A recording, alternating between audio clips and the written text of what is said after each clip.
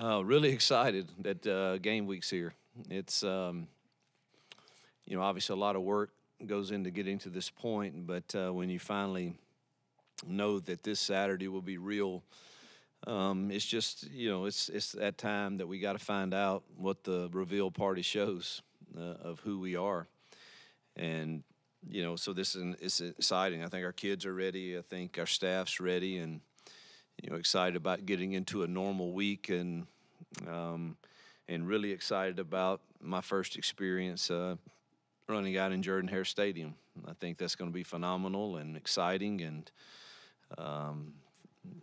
I've got more family coming than ever before, I think, and it's just it's going to be a magical experience, I know, in that stadium, provided that we play well. And that's the pressure or the anxiousness that you feel sitting in this chair, is just wanting to deliver.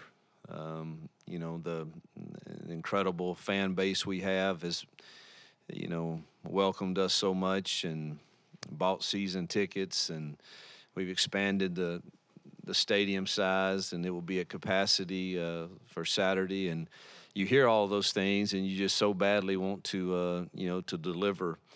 And so hopefully we'll play well. But no question that we're extremely excited to kick off the 23 campaign this Saturday.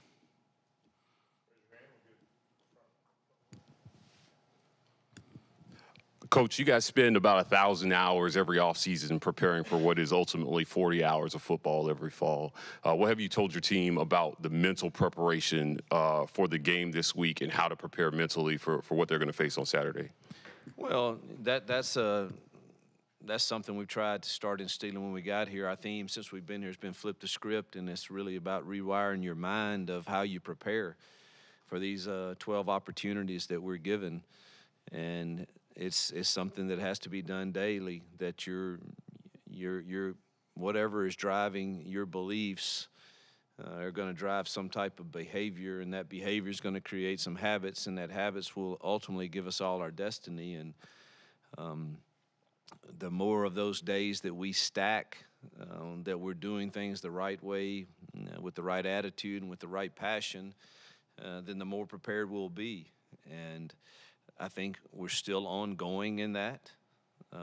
That's still a journey, and it will be throughout this season. And to this point, I think we've made progress and made strides in the right direction, and hopefully that shows on Saturday. Yeah. Hey, Hugh, question. You said on Tiger Talk that your run game had been very healthy, been running well. Is that a good thing about the run game, or are you concerned about the run defense? You just said it. I don't know. I honestly don't. I mean, I don't know. We'll find out more Saturday. Are we an effective running the football team against other opponents? Or has our defense made us look that good? And hopefully, I think when you start getting into a game week and you start game planning and you figure out this is what we're going to try to do, hopefully, we'll be in the right spots and play well on both sides. That's the hope. The right side, Bill. Are there any players won't be able to go this weekend? Right now, I would say J.D. Rhymes questionable, Nick Mardner, Jalen McLeod, Nehemiah Pritchett's, I think, will go. Robbie Ashford's dealing with an oblique strain, but I think he'll go too.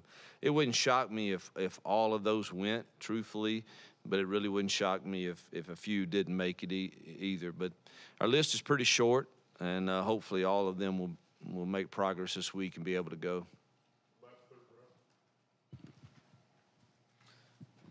And Coach, now that you've had, these weeks of fall camp to get all of these new faces involved, heading into that first game, how do you now put some of that puzzle together of all these new pieces into the game itself? Well, we're going to play all those pieces that have earned the right for that opportunity, and then what they do with that opportunity will determine how big of a piece of the puzzle they are. It's pretty simple. They go out there and they rush for 150 yards, they're probably going to get some more carries. If you go out there and you complete a high percentage of your passes, you're probably going to get more opportunities. And same thing with every position that will grade out. I'll get the grade Sunday, and the guys that did it really well will continue to get those opportunities. Coach, looking at the depth chart for the first time at the receiver spot with Shorter, Kelly, Johnson, and Hooks, was that those guys separating themselves in the wide receiver room, or was it more on injuries that we know they dealt with this fall? I'm going to be totally candid with you. I don't even have a depth chart, so I don't know where that came from. I guess that's from the SID world. I don't do depth charts, so I just don't. It's really nonsense. I mean, you're going to play your 4 to 5 outside receivers and your 2 or 3 inside receivers in our system, and I don't care who runs out there with the first group or the second group. They freely rotate, so I don't make much of those depth charts. And I don't know who you said, but if you're talking about the outside guys, I would think you're going to see a rotation of Shorter and Malcolm and Hooks and O and Camden Brown. I would think those would be the 5 guys that are going to get the first rotations at that spot. But I am in no way said that one of them was first team and one of them was second team. I just that don't fly with me. Doesn't work. Coach, UMass comes in. A lot of preseason polls had them dead last in FBS rank. They score 41 points out at New Mexico State. Don Brown's had a good track record over the years of being a good defensive coach. What problems may they present, and how do you guard your team over confidence, considering that they weren't ranked very high to enter the year? Well, I've played him every year the last 4 years, and I saw drastic improvement last year under Coach Brown. I have great respect for him. I think he's one of the best defensive play callers in the country. Last year, their record was atrocious, and they had a top 10 defense in the country. So now I think they've added 27 transfers, most from Power 5 schools. I thought they looked quite different. And New Mexico State's not an easy place to go play, and I thought they took care of the football. They didn't turn it over. They got turnovers. They capitalized on turnovers. They threw the ball effectively, which they have not done in the 4 years that I played them. And I think defensively they play as hard as any team in the country, and you combine that with Coach Brown's system, which is very chaotic and very hard to identify for your offensive front at times. They will create negative plays with that. And that was a big challenge for us last year when we played them up at UMass. They created a lot of negative plays against us. We managed to score enough points to win the game, but it was a challenge. And so they have our full attention. I mean, if you look at them defensively, obviously Don is pretty special I mean, he's been one of the best at Michigan and Arizona and many other places, but 48 jumps off the page at you, as does 1 and 7. They could play at any Power 5 schools. Those guys are really, really good. And really, again, chaotic in their defensive front when they're mixing it up with all their 3 down and 4 down. I think they're deeper than they've been and better in the secondary. And then offensively, the quarterback makes a huge difference. I won't try to pronounce his last name, but number 3, Tayson, I think is his first name. But the running back, 15, is really, really good. And Simpson and Johnson, those 2 transfer receivers, I think, are really talented and explosive. So we've got our hands full. I believe that. It will not be an easy opener and one that's going to challenge us.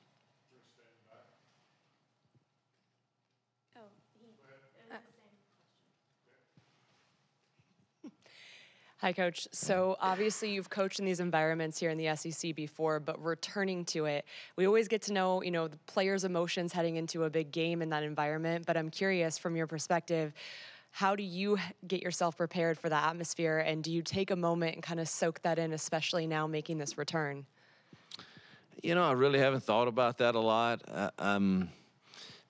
You know, I soak in every game pretty much. You know, I mean, we've played in, even at Liberty, we played in SEC arenas, and those are always fun to play in, and I embrace those opportunities. I think the most exciting thing with me would just be taking in what I consider to be one of the best home atmospheres in college football, and I don't know that I've had that. No offense to any other places that I've been, but I don't think I've ever been at a place that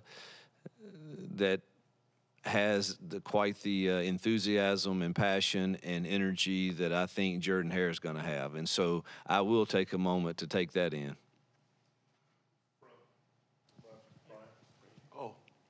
I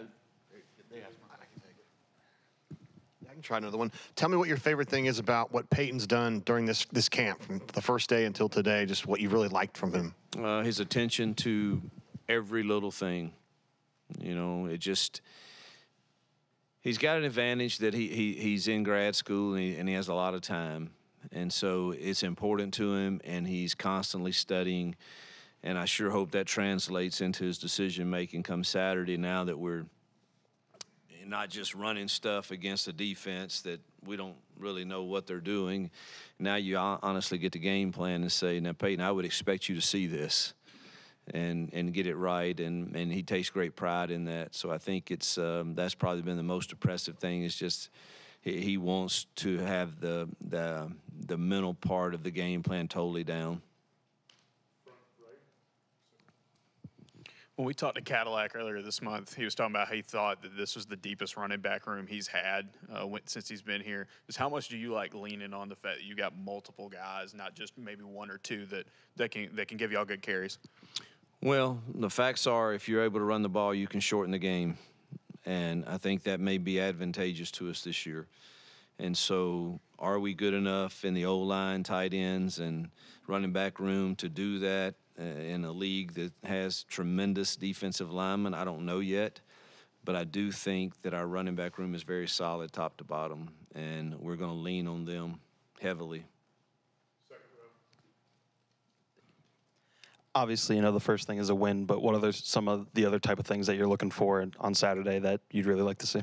Well, you would like to, even though it's game one, you would like for it to be clean, that we're not having pre-snap penalties or turning the ball over, any foolish penalties.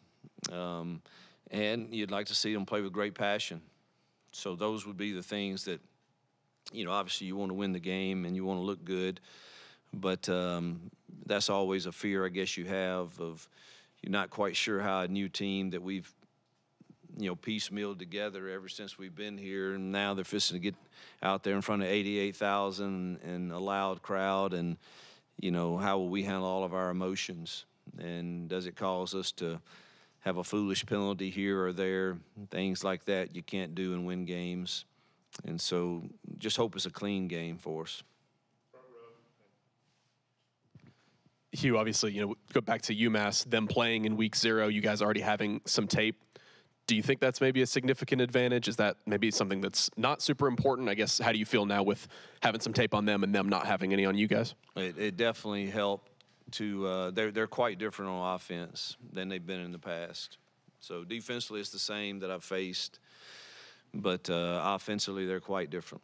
And you kind of wish you had even more of a sample size, but it's no question that with everything I saw them do with their motions and shifts and their RPOs, and you know that they have more to do with that than just what they showed.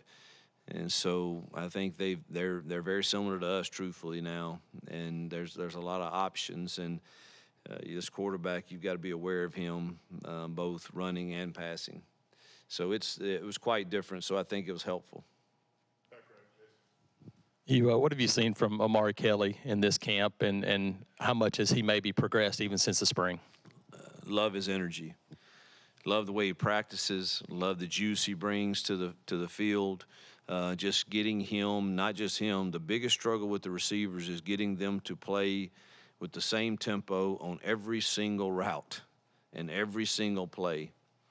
They don't know when it's coming to them half the time, and we take too many plays off. I think we've gotten better with that, and we need to see continued improvement, but real curious to see how we do in the game. But O has improved each week.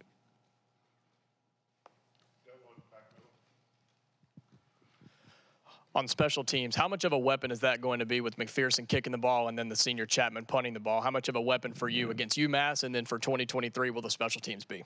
Well, I don't want to. I'm more excited about that than I have been ever before coaching. Probably, I think we got two special guys there, and I hope I don't jinx them. But to this point, I have been incredibly pleased with both of them.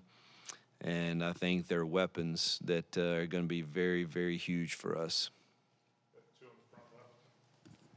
Coach, you said this spring that you felt like the development of the offense that you and Philip Montgomery were coming up with, nobody knowing what it was a significant advantage.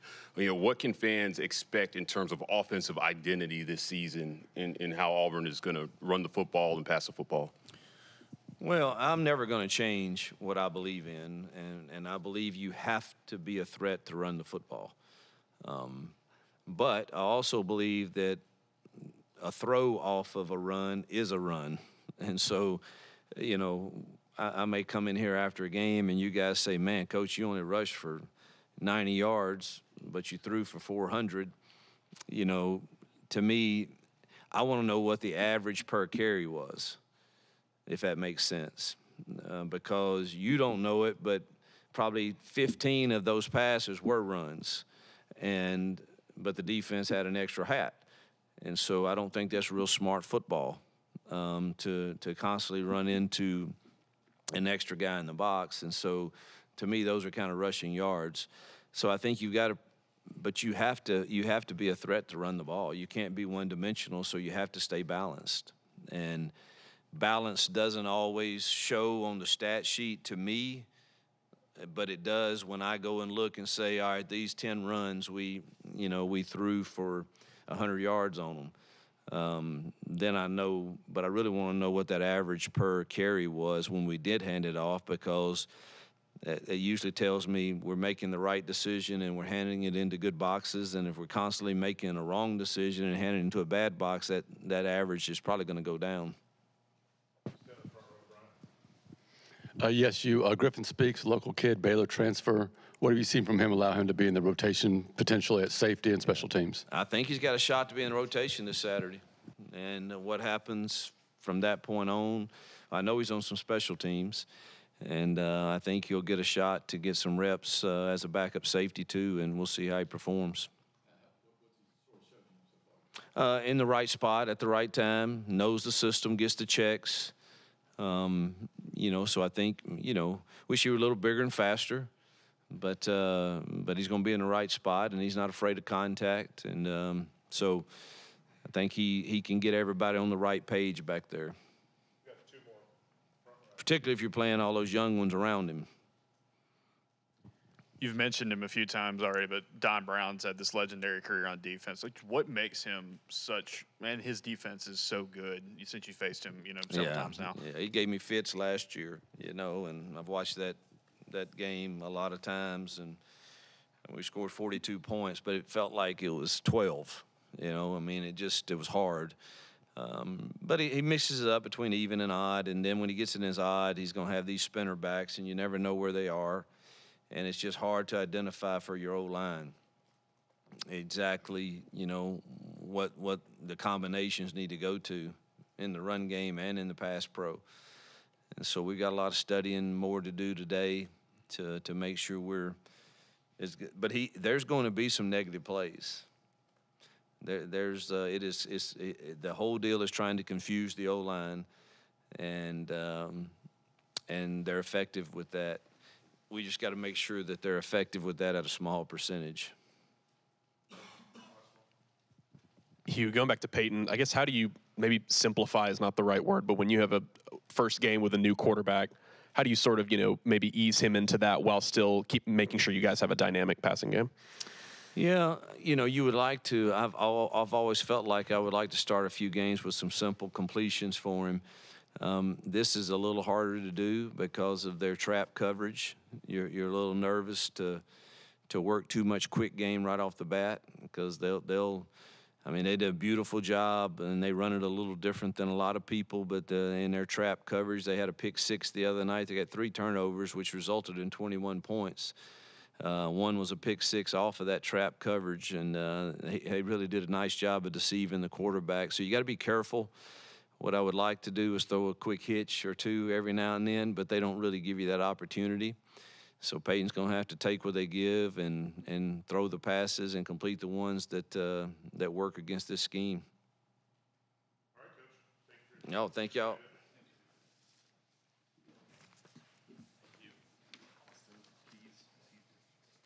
Yeah, he's good. Lord willing. He practiced this weekend. Yeah, he's good.